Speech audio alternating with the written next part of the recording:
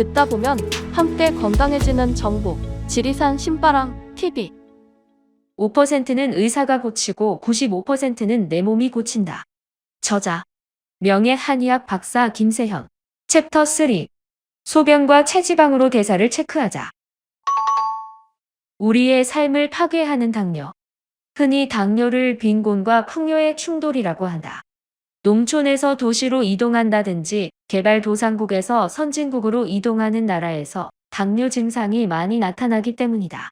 어렵게 살던 사람이 주머니 사정이 나아지게 되면 가장 먼저 식단부터 바꾸기 마련이다. 예전에는 쉽게 먹을 수 없었던 단 음식, 기름진 음식, 술, 밀가루 음식을 마음껏 섭취하게 되는 것이다. 이런 사람의 경우 원래부터 이런 것을 예사로 먹어오던 사람들보다 한꺼번에 많은 양을 먹기 때문에 문제가 된다. 또한 과거 농경시대에는 자기 몸을 움직여야만 먹고 살 수 있었다. 봄에 씨를 뿌리고 여름에 가꾸고 가을에 거두어 들이려면 잠시도 설 틈이 없었다. 여자들은 한술 더 떠 가사노동의 진까지 짊어져야 했다. 이런 노동은 어른만의 문제가 아니었으니 아이들 역시 비슷한 강도의 노동을 했다.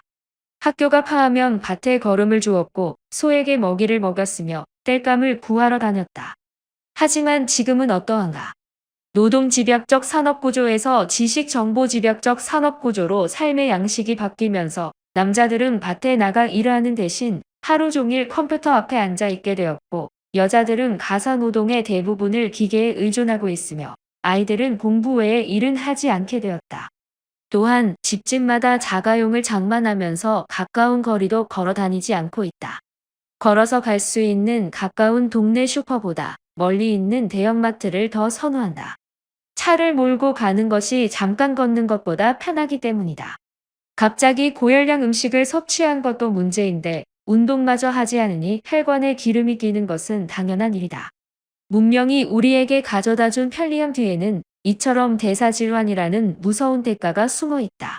어느덧 우리나라도 당뇨 인구 1천만 시대에 접어들었다.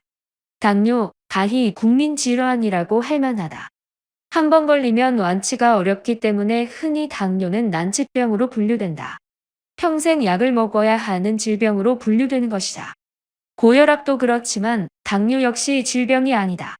당뇨는 우리 몸이 조금이라도 더 오래 살기 위해 응급 시스템을 가동시킨 것에 지나지 않는다고 할 수 있다. 즉, 당뇨는 피 속의 포도당을 오줌을 통해 응급으로 빼내는 현상이다. 혈액에 당분이 섞이게 되면 그에 따른 온갖 부작용을 경험해야 하는데 이를 당뇨합병증이라고 한다. 당뇨합병증이 생겼다는 것은 그만큼 증세가 심해졌다는 의미인데 당뇨란 것이 합병증이 와서 심각한 상황에 이르기 전까지 환자 스스로 특별한 증상을 느끼지 못하기 때문에 발견이 어려운 점이 있다. 당뇨는 신체에 치명적인 손상을 입히는 것은 물론 증상에 대비하여 꾸준히 약을 복용해야 하고 매번 당 수치를 검사해야 하기 때문에 삶의 질을 현저하게 떨어뜨리는 매우 귀찮은 질환이다. 당뇨가 무섭다고 하는 것은 아무래도 합병증 때문일 것이다. 가장 먼저 타격을 입는 곳이 눈이다. 혈액순환에 문제가 생기면 망막처럼 가는 혈관에까지 피가 도달하는 일이 쉽지 않다. 심하면 망막혈관이 망가져 시력을 잃는 수도 있다. 임포텐스의 대표적인 원인 가운데 하나가 바로 당뇨다. 본디발기란 것이 성기에 혈액이 몰리면서 성립되는 것인데 피가 몸의 구석구석까지 돌지 못하게 되니 성기능에 장애가 올 수밖에 없다. 발기부전은 인간에게 패배감을 안겨주고 삶의 의욕을 앗아가기 때문에 젊은 사람이나 나이 든 사람이나 고민이 아닐 수 없다. 말초혈관장애, 신부전. 신부전은 당뇨합병증 3종 세트라고 할 만큼 가장 무서운 증상이다. 말초혈관장애란 피가 말초혈관까지 도달하지 못해 손발이 차거나 손끝 발끝이 저린 증상인데 심하면 다리가 썩기도 한다. 또한 오랫동안 탁한 물을 거르게 되면 정수기 필터가 빨리 막히듯이 신장 역시 걸쭉해진 혈액을 오래 거르다 보면 이상이 생기게 되어 있다. 신부전이 발생하는 것이다. 또한 이처럼 걸쭉해진 혈액은 동맥경화로 이어져 협심증, 요독증을 유발하기도 한다. 그 밖에도 혈당이 높으면 체내에서 단백질 합성이 이루어지지 않아 망가진 조직의 회복이 저하되고 상처가 잘 낫지 않게 된다. 몸의 대사 활동이 정상적으로 이루어지지 않기 때문에 활동에 필요한 에너지가 제때 만들어지지 못해 극도의 피로감을 느끼기도 한다. 흰머리가 늘고 종기가 생기며 이가 빠진다. 당뇨성 빈뇨는 또 얼마나 번거로운가. 보통 방광의 소변이 약 400에서 500cc 차게 되면 배출하고 싶은 생각이 드는데 잠을 잘 때는 신장이 휴식에 들어가면서 오줌의 생성량이 줄어들게 된다. 하지만 당뇨에 걸리게 되면 하루 동안 배뇨의 횟수가 비정상적으로 늘어나게 되며 자다가도 일어나 수시로 소변을 봐야 한다. 잠조차 푹 잘 수 없는 것이다. 설상가상으로 체내 수분의 대부분을 소변에 빼앗기게 되니 당뇨성 변비에 걸리게 된다. 일주일에 한 번 화장실에 가는 것도 힘들다.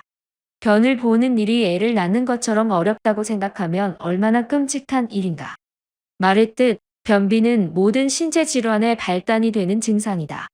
소화계의 이상은 대사계 이상으로 전이되어 가뜩이나 모자란 효소는 자꾸만 소비되고 몸은 갈수록 나빠진다. 인체를 악순환에 빠뜨리는 질환이 당뇨인 것이다. 당뇨는 그 발병 원인으로 보건대 절대약으로 완치할 수 없는 질환이다. 근본적으로 피를 바꾸어야 한다. 피를 바꾸는 가장 빠른 방법은 정화식을 통해 대사효소를 보강, 대사계를 정상으로 돌려놓는 것이다. 충남 보령에 사는 어떤 여자분이 내 강의를 듣고 전화를 해왔다. 남편이 당뇨로 인해 심부전증을 앓고 있는데 자신의 신장을 이식해주기로 했다는 것이다.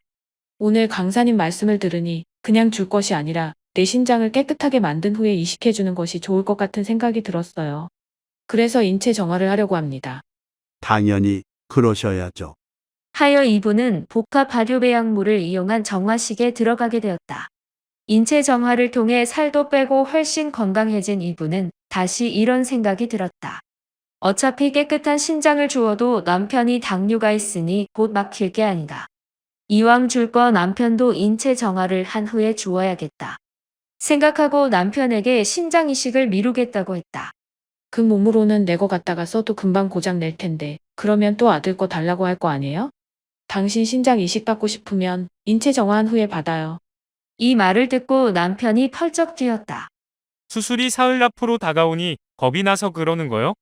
아니면 당신이 정화식인지 뭔지에서 살도 빠지고 예뻐지니 다른 생각이 든 거요? 이에 부인이 설득에 나섰다. 그게 아니에요. 당신과 우리 가족을 위해서예요. 무조건 인체 정화하세요. 안 그러면 못 줘요. 하여 할 수 없이 남편도 인체 정화에 들어가게 되었다. 결과는 어땠을까? 남편은 무사히 신장을 이식받게 되었을까? 대답은 노다. 기적 같은 일이 일어났다. 휠체어 타고 다니던 사람이 벌떡 일어나 걷기 시작했다. 썩어가던 발이 살아났으며 당연히 신장 이식은 필요 없게 되었다. 몇 달 후 이분이 보령 머드 축제 행사에 참가하여 10km 마라톤을 완주했다는 소식이 들렸다.